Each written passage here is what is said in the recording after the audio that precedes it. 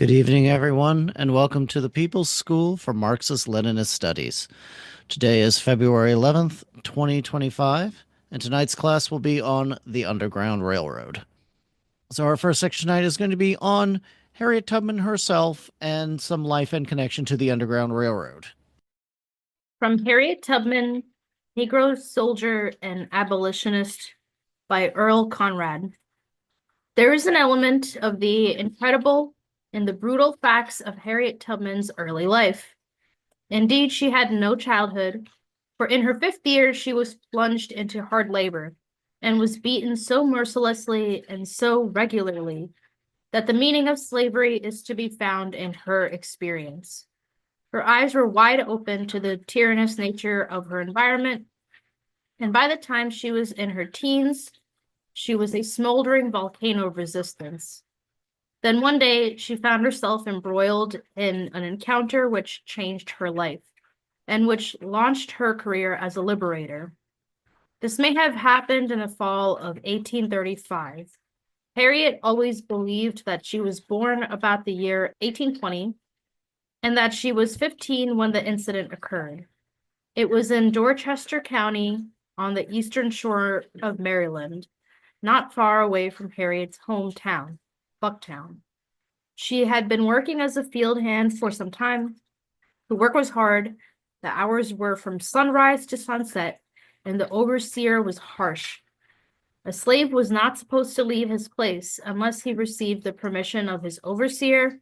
But one evening, while they were at work cleaning up wheat, husking corn, and performing the myriad other tasks of farm life, one of the field hands suddenly put down his tools and left his work, saying that he was going to the village store in Bucktown. As he started off, Harriet noticed that the overseer followed. Harriet wanted to see what would happen, or perhaps she was thinking of preventing something from happening. Whatever her thoughts, she followed the two men. The overseer trailed the slave into the village store, and hot words were exchanged. Harriet arrived in time to hear the overseer ask some slaves who were standing nearby to help tie up the field hand and prepare him for a whipping. They refused, and when the overseer turned to Harriet and commanded her to help, she too declined. At this point, the field hand decided to run for his life. As he sped through the open door, the overseer started in pursuit, but confronting him in the doorway was a girl, black as ebony, her body crouched in a defensive position, prepared to block the exit. The overseer caught up a 2-pound counterweight and hurled it toward the doorway. The block of iron struck Harriet a stunning blow on the head, and she fell unconscious to the floor. Slowly, ever so slowly, Harriet regained strength, and by the time she was able to go to work again, she was a new person. She had learned to think very critically, albeit in religious terms, and she was in a quest of a way out of her bondage. The injury on her head had left her with a singular type of sleeping seizure. Periods of somnolence would descend on her several times a day, and she would fall asleep for a while. This occurred intermittently, no matter what she was doing, and for the remainder of her life she suffered from this strange malady. She had been scarred with a large dent in her skull. There are persons who are still living who remember that mark, and even touched it. It was no wonder that Harriet could not for a moment forget the source of her suffering. Her owners interpreted her sleeping seizures as a sign of dull-wittedness, but they were wrong, for Harriet, although she brooded a great deal, was very keen and observant. The more she watched her people in their bondage, the more she yearned to do something for them. How deeply she felt their enslavement was revealed years later, when she said, "I had seen their tears and sighs, and I had heard their groans, and I would give every drop of blood in my veins to free them." Harriet retreated into the shelter of family life. She was one of 11 children. Strangely, not strange under slavery, Harriet inherited 2 sets of names. Her mother was Harriet Green, and her father was Ben Ross. Since slaves were not allowed legal marriage, her mother had to retain her maiden name. Harriet was known in childhood both as Araminta and Harriet. It was only with her marriage that she became known as Harriet Tubman. Harriet had long known of the Underground Railroad, that remarkable method of travel by which slaves escaped to the Free State. Dreaming of following the North Star herself someday, she listened eagerly to stories of slaves who had made successful escapes. Most important, she listened to rumors of great events in the North. Marriage prevented Harriet from going north for a few years. In 1844, she married John Tubman, a free Negro whom she loved deeply, but with whom she lived for only 5 years. They looked at life differently. He was more or less resigned to his station and did not understand his wife's unrelenting hatred for her enslaved condition. She talked to him of fleeing to the north, but he would not listen to her. Slavery at last became unbearable to Harriet, and one night in the year 1849, accompanied by two brothers, she started for free soil. The brothers, fearing capture, returned soon after they set out. Harriet went on. Whether she chanced upon one of the organized routes of the Underground Railroad, or whether she groped her way northward primarily by her own efforts, is uncertain. But it is known that she received some aid, at the outset, from a white woman acquaintance who helped her get away. In any case, she went alone. She made her way each night through field and forest, past villages and farms, sleeping in the open, in barns, and under haystacks, seeking out an occasional haven with Negroes, and aided, perhaps, by one or two Quakers. At last she arrived in Pennsylvania. Later, Harriet described her first reaction to freedom in the following words. When I found I had crossed that line, I looked at my hands to see if I was the same person. There was such a glory over everything. The sun came like gold through the trees, and I felt like I was in heaven. Thank you, comrade. We will now break for a round of discussions and questions. Please use the raise hand function, and we will get to you in the order that the hands go up. A quick note from the reading, that was from a pamphlet by Earl Conrad that was published in 1947. Hence why, if some people are wondering, well, how could people know what that crease on Harriet Tubman's skull felt like? At that time, there were probably still people alive that had indeed felt that. So, I looked it up, and the book is about like 250 pages. It looks like bigger than a pamphlet. okay, because the one we had based off was copyright 1942, Harriet Tubman, Negro Soldier and Abolitionist by Earl Conrad, is about 50 or so pages. You can find it on leninist.org. And in fact, I'll put the link to it in the chat. Yeah. She married a freeman, but was Correct. still a slave. Yes. So what was that like? I mean, who was she the slave of? Um, I forget the name of the family offhand, but I believe Maryland's laws at the time even did allow marriage, and there was some question of whether a child born in that union would be free or not. Um, but I also believe that John Tubman did services for the plantations around the area, so he was more or less kind of, that's why they said he was more or less happy with his station in life. All right. But I unfortunately did not look up too much information on him, so I could not accurately give you an accurate answer. Yeah, no problem. I was just wondering how that worked, whether she went to the, plantation every day and went home to her husband at night. I just didn't know. That's very possible. Yeah. Yeah, I find the complacency of the husband being okay with his wife being still a slave rather shocking. That's all I have to say. Good point. I guess in kind of a way you can kind of compare that to how is there really that big of a reaction of some people in the States these days to all the killings that go on daily? It's just kind of a numbness to it, I suppose. But I couldn't honestly tell you, but yes, that was definitely something that did stand out. All right.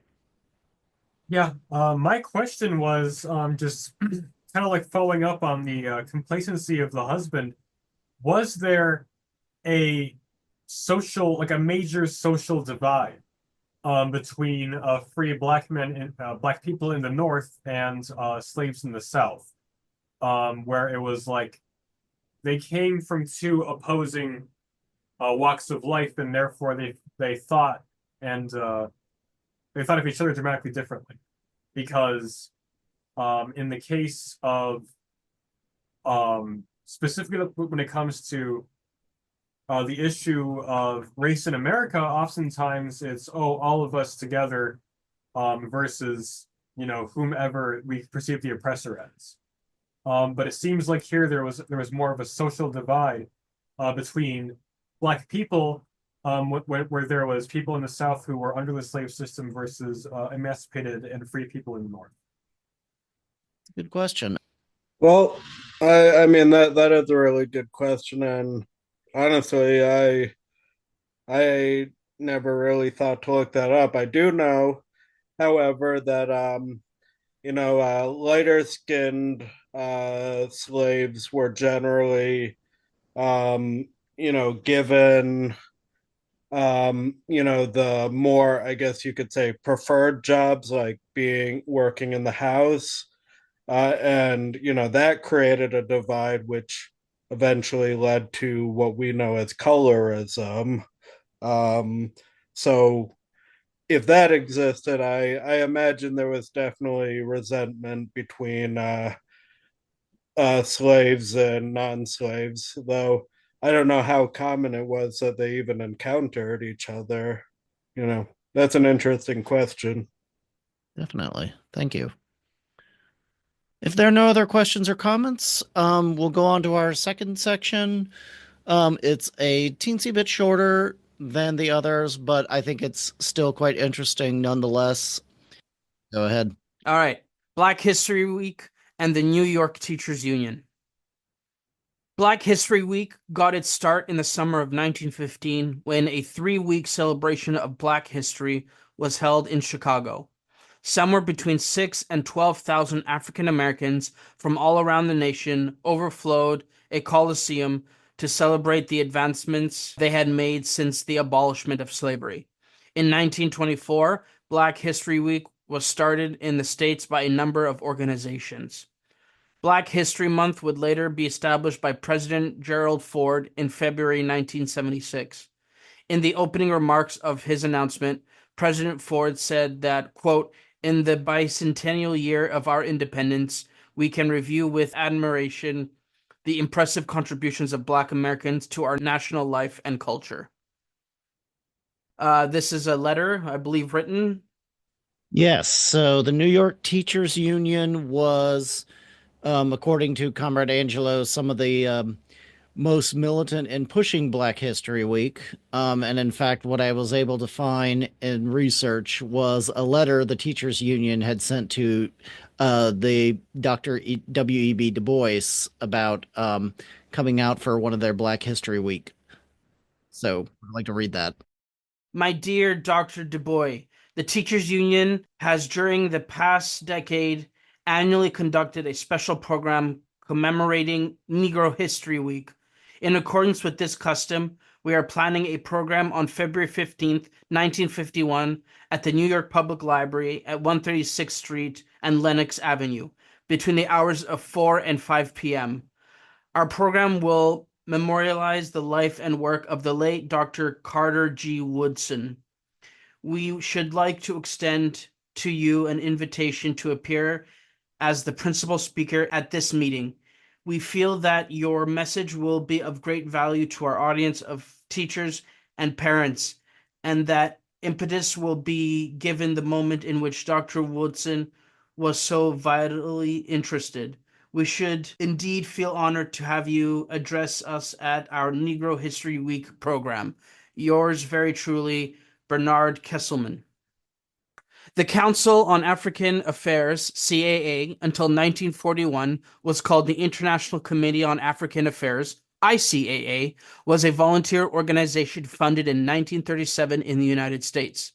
While it was not an organization that was associated directly with the Communist Party, the CAA was the target of Red Scare McCarthy witch hunts in the 1950s. The group was charged with espionage under the McCarran Act in 1953, and they disbanded in 1955. Paul Robeson served as the CAA's chairman for most of its existence, while W.E.D. Du Bois served as vice chair and head of the African Aid Committee. Activist Max Yergin, who taught at the City College of New York until 1941, was its first executive director.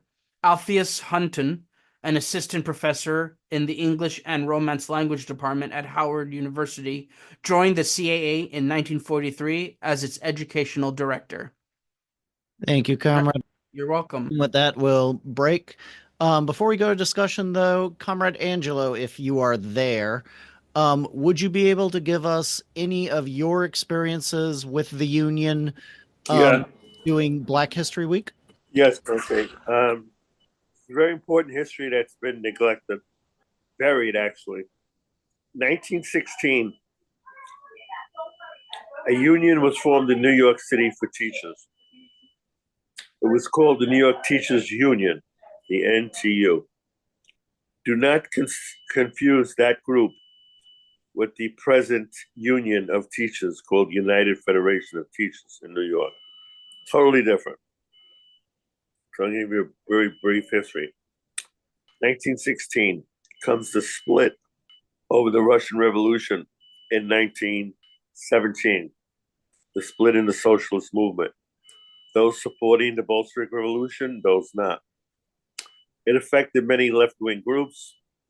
So when the Communist Party was started in 1922, the New York Teachers Union was now under the control of the Communist Party.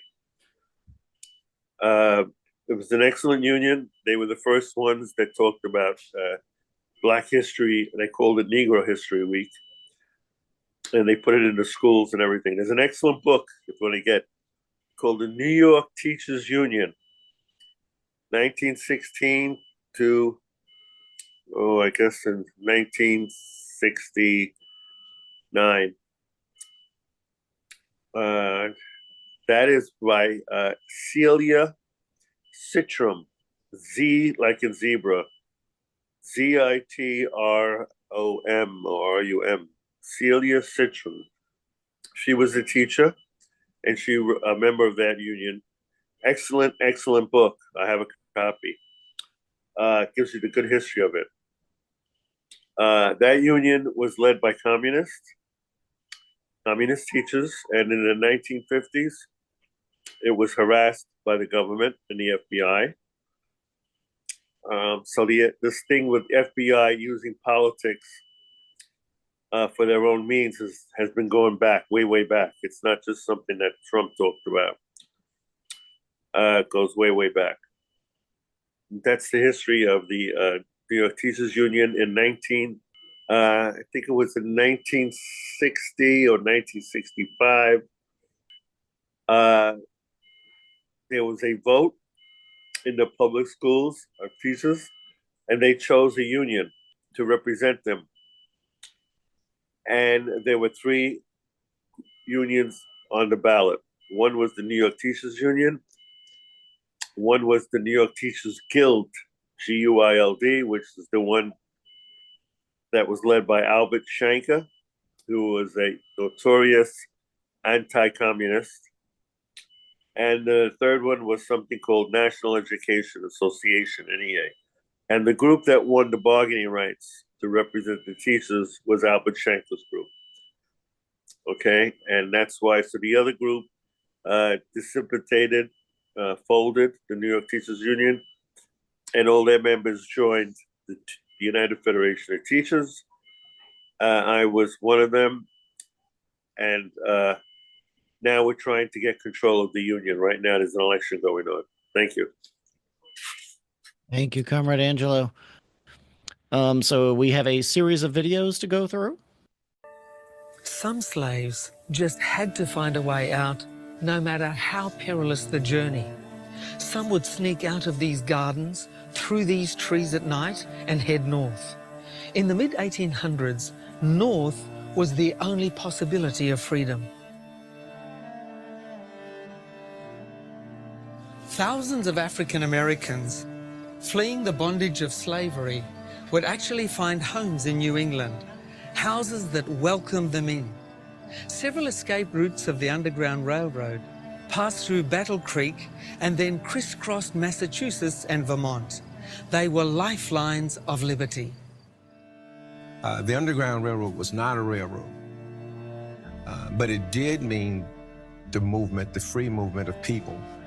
But the concept came up just 50 miles east of where we're sitting now, where a gentleman from Kentucky was chasing an African man who was running away, and the man disappeared. He jumped into the Ohio River, and he suddenly disappeared. And apparently this gentleman swam under the water, and they couldn't figure out where he came up. And so in exasperation, the gentleman who was in pursuit of this black man said to people who were with him, he must have taken the underground to get to wherever he's gone. They never saw him again.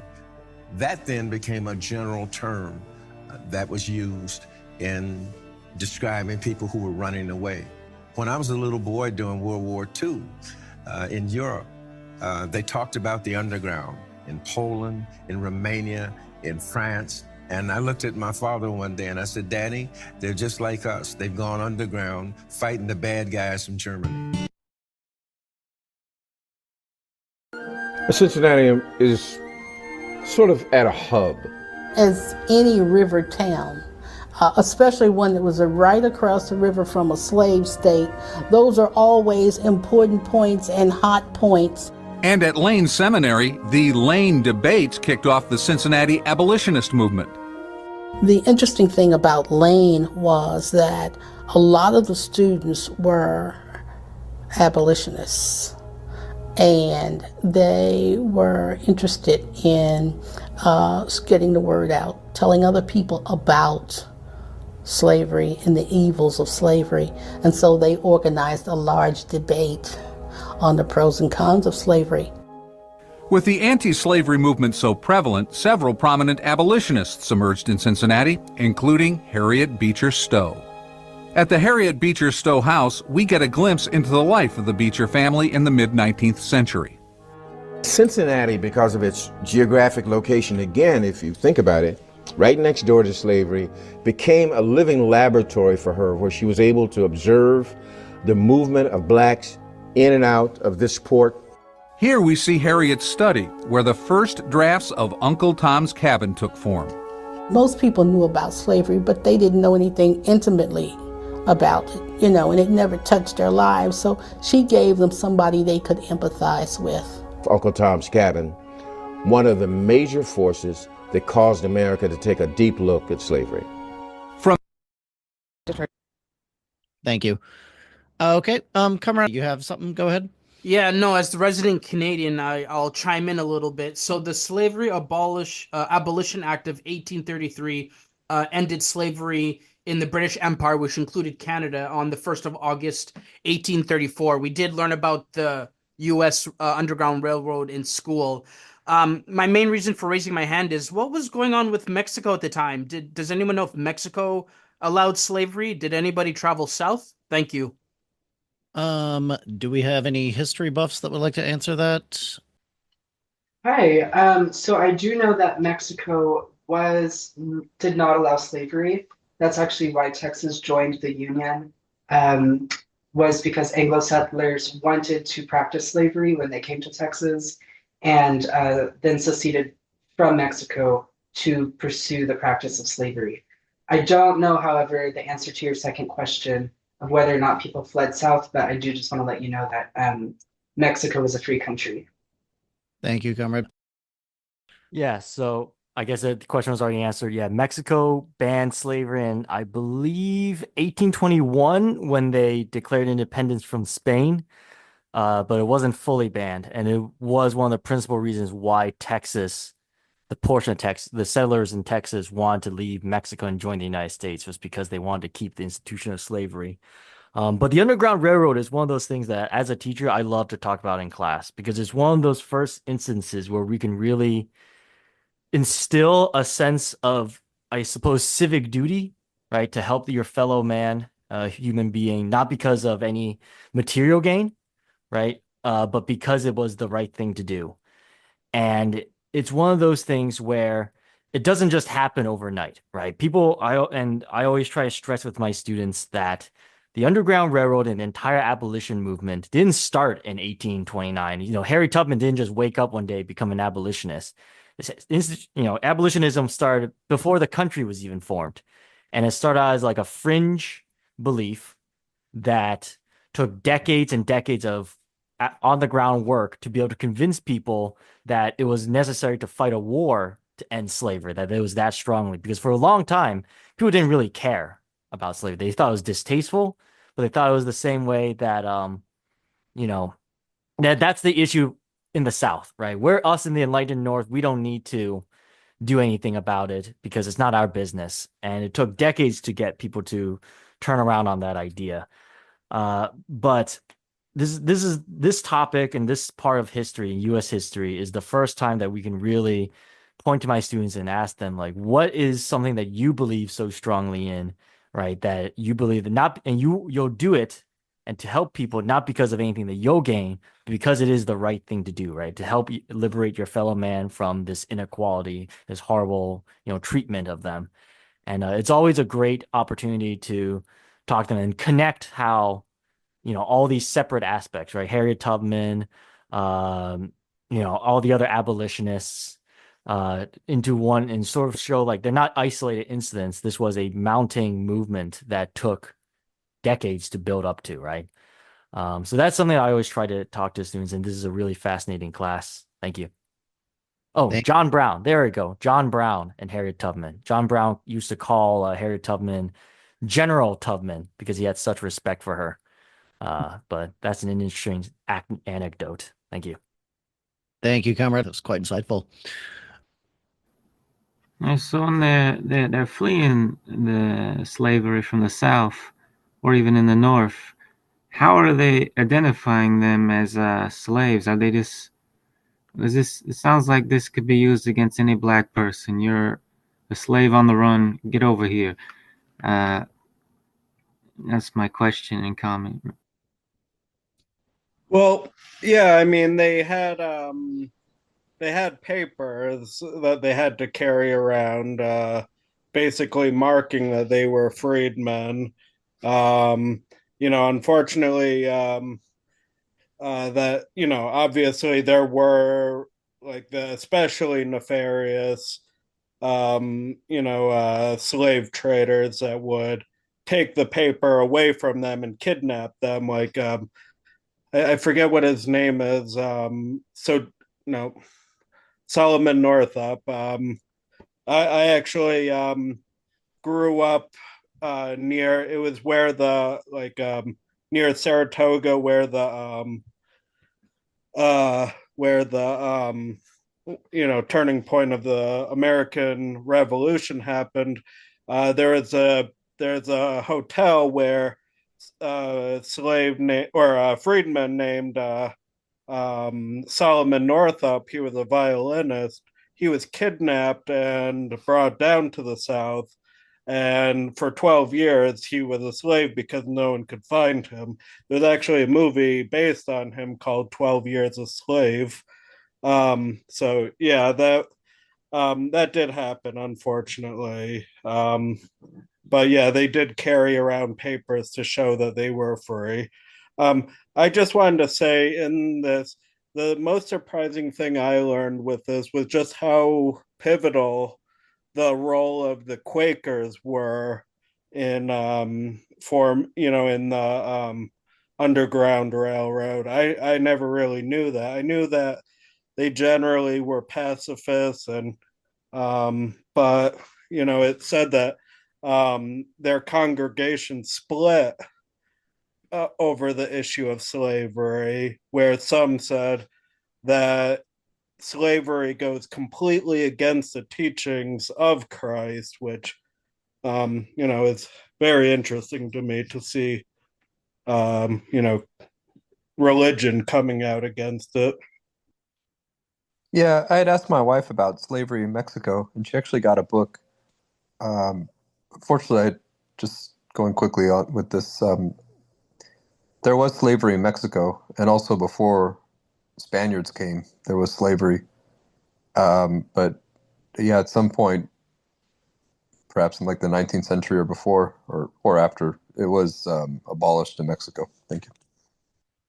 I also was wondering about Latin America, because the way in which Latin America had kind of grappled the situation was very different. In the 1850s, to my knowledge, back when Brazil was an empire, actually the kingdom unilaterally, top down, abolished slavery in a law that just immediately wiped it out completely as a practice. But one thing that I was thinking about a lot was the fact that a lot of this stems from how differently Mexico and the U.S. Had what their conditions were, both as colonies of Spain and the British Empire, as well as post-colonial. For example, the British Empire, the Spanish Empire, actually, what happened was when the Spaniards colonized large swaths of modern-day Mexico, they were not allowed to carry any firearms at all. And that was specifically to make sure that there would be no rebellion. So as a result, there was a lot of weakening of these colonial settlements because of the fact that you basically had Spaniards who were not able to defend themselves at all against Native American resistance. But of course, that's a different story on the British colonies in North America, because of course we had the property rights and the rights to own firearms here. Now, the British Empire, they did this in order to basically give the colonies more sustainability, more ability to defend themselves. Where the British Empire got really naive was in the belief that these firearms would never be used against them. The second thing I wanted to mention is kind of a response to what I was saying earlier. The situation socially with slavery was pretty nuanced. Now, generally, you hear a lot, for example, in the ultra-left, of like, oh, all white people were complicit because white people are Satan. But there was a very large class aspect to that situation back then. And we always have to keep that first and foremost in our minds as communists. What was the class relationship like? You can definitely say there was complacency or like indifference amongst some petty bourgeoisie, a minority of the workers also. But when it came to the industrial bourgeoisie, they were horrified of slavery, and they vehemently opposed the practice of slavery in the North. And the reason why they were so horrified of slavery was because they were worried that if their free states in the North became slave states, or if more slave states started popping up in the West, that these major plantations, because keep in mind, these areas where slaves worked on, plantations or tobacco fields or whatever, they took up like large swaths of land. So the industrialists were terrified that slavery would effectively encroach on land that they could use for industry. That's all. Thank you, comrade. But yeah, just on what we were talking about earlier, I know Florida would be the next geographical place I was thinking of where people would try to escape. And if I don't know the history super duper well, but I think at that time it was Spanish Florida. And I know in the in the 1700s, or at least as the British colonies, or they had a few skirmishes with Spain because enslaved Africans were leaving to Spanish Florida and organizing there. And I know in the 1800s that was a similar case. I'm not sure if that lines up with around this time, but I know it was pretty close in timeline. Okay. Yeah, I just wanted to mention this book, Labor's Untold Story. The whole book isn't about slavery, but there's a chapter in the beginning that talks about how the industrialized North, the labor unions and the workers in the North, were pretty integral to the struggle against slavery, to the point where the workers were particularly alarmed at certain decisions, which you would think wouldn't impact them so much, but really they did. For example, the Dred Scott decision, which was the declaration that the Congress had no power under the Constitution to prohibit or abolish slavery. And the decision to the workers seemed to mean that free labor would have to compete with slave labor. So yeah, just wanted to point out that the working class movement in the industrial North was a really key part to abolishing slavery. What Comrade had to say about Florida was, yeah, no, it's super interesting because Florida had its own dynamic with the issue of slavery pre-Civil War. And also it kind of really goes into the interconnection of various liberation struggles in the U.S., both Black and Native American in this instance.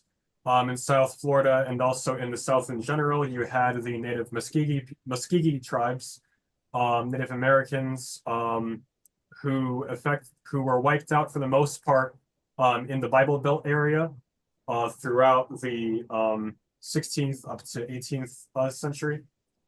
But a remaining part of these tribes had long held the area of the Everglades in southern Florida for a very long time, and they actually used that terrain as a resistance against not just American army, but also against Spanish colonists as well. Now, of course, effectively, like if you're a slave in South Florida, then you're basically isolated by a lot because you're in a peninsula, and the only way out of the peninsula is way up north towards Pennsylvania, that area, to flee. So a lot of runaway slaves had actually joined ranks with Seminole peoples who were fighting actively against their colonizers in the Everglades. And of course, those communities intermingled, and the modern day descendants of both the liberated slaves and Native Americans are today descendants of the Seminole tribe of South Florida. That's all. Thank you. Hi, I just wanted to talk about the Quakers a little bit.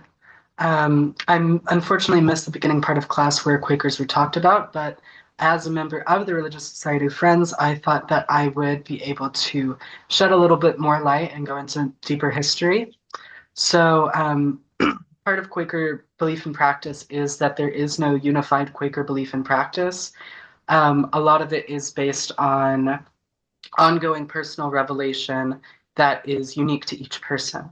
And so that sort of can, that definitely played out in the times of slavery, where even within different meetings, there would be dissent over what the correct response to slavery was. Now, a lot of Quakers favored more of a quietist approach because Quakers are so pacifists. There is a belief in complete equality of all people, and that's where pacifism and anti-slavery comes from. Is to go into the religious a little bit, it was from the Christian belief in the Holy Spirit, that all Christians had the Holy Spirit, and then the Quakers expanded that to all people have this inner light within them that is sacred and should be respected. But there were also lots of divisions of the Quakers at the time along class and geographical lines. So one of the main anti-slavery writers in the early 19th century among the Quakers was Elias Hicks, who was a poor Long Island preacher. And he actually led sort of a schism of the Friends at the time. And that schism still exists today. And it was mostly between poor, more rural Quakers and more wealthy urban Quakers in the Northeast. But Quakers in the South as well had different responses to slavery. Some even fled the South completely with their slaves in tow to free states, like Indiana, where my college town of Richmond, Indiana was founded. Other Quakers were happy to be slave owners, such as one in Florida, who promoted slavery as a positive good, but said that it would be fun and good to have miscegenation instead of freeing the slaves. Very strange that was in Spanish Florida because, of course, Spanish and French race systems were different than English race systems, where mixed people were a different class entirely than Black or white people. Anyways, that is to say that even within these religious communities, class still played a major part. And I can't say exactly which groups or which denominations or which meetings played a larger part in the Underground Railroad, but all of their attitudes towards slavery were, of course, shaped by class. One last thing that I want to mention is that while Quakers were huge in the fight for abolition, there was this thought among some Quakers in the Northeast and in the North in general that freed people of color were fit for freedom, but not for friendship. And I think that is an attitude that's played out among a lot of people still today in the North. Having grown up in the South versus living in the North now, I see the difference where people in the South are comfortable being in very close quarters with people of color, as long as they're in a lower station than them. And you see this in how poor white people will constantly vote against their own self-interest and act against their own self-interest in class terms, just so that people of color have it worse than them. Whereas in the North, people are a lot more outwardly liberal and support, freedom and equality and all of these things, but don't really want to interact with people of color. And so I did want to bring up that there is that nuance there, that while the Quakers did fight is, sort of a controversial term with Quakers, but did advocate for abolition and were a big part of that struggle, they still, of course, had many, many shortcomings and were still limited by class divides. Thank you. That was quite insightful. There you go. Yep, thank you.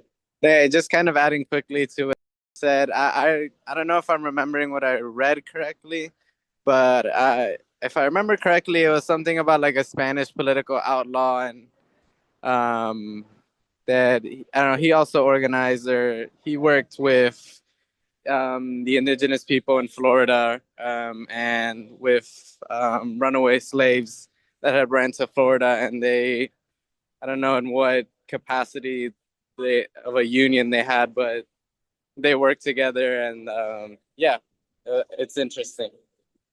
Thank you, Gurmit. Super quick. Yeah, I'm not familiar with that though, but I am intrigued. Very much so. But what I was reminded of is the fact that because the struggle with Black slaves and Native Americans was so deeply intertwined in the South Florida region, in the Muskogee Seminole language, the actual word Seminole literally means runaway. So it goes to show just how intertwined that these two people struggles really were in the area. That's all. Wow. Thank you. Time is now 9:10, but I think this has been a really good class today. There was a lot of discussion, a lot of great insights from people, and I've definitely learned a lot more than I definitely knew on the subject beforehand. And New Outlook Publishers is our sister publishing house. So New Outlook Publishers is the sister publishing podcast. Please go newoutlookpublishers.store. We have a wide varieties of works that we have been working on to republish and bring back from history to you. Some of our latest releases are Michael Cornforth's Historical Materialism, as well as William Z. Foster's famous pamphlet, Industrial Unionism. As well, we have What is Socialism by Nimmie Sparks and Karl Marx's contribution to the critique of political economy. Please check us out at newoutlookpublishers.store. All right, and we will close out with the Internationale. We want no condescending saviors to rule us from a judgment